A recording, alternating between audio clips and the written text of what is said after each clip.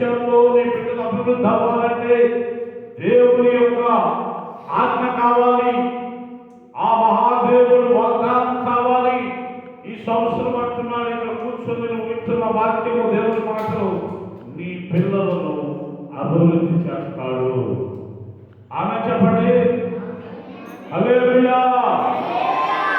కన్న తల్లిదండ్రులుగా మీరు నీ పిల్లలు అభివృద్ధి అవ్వాలని కోరుకుంటారు. అయితే దేవుడు అభివృద్ధి పరిస్థితి వేరుగా ఉంటుంది. నువ్వు కొన్న కోరిక కానీ ఎన్నో కలలు అంటారు, నా పిల్లలు బాగుండాలని, నా కడుపులు పుట్టిన బిడ్డలందరూ చక్కగా ఉండాలని, అడుక్కోకూడదని, అప్పులు చేయకూడదని, ఇల్లు ఉండాలని, పొలం ఉండాలని, మంచి బట్టలు ఉండాలని పిల్లలకి ఎన్నో కోరికలు కట్టారు. నా యేసయ్య వాగ్దానం చేస్తున్నాడు, నీ పిల్లలు అభివృద్ధి అవును కాక.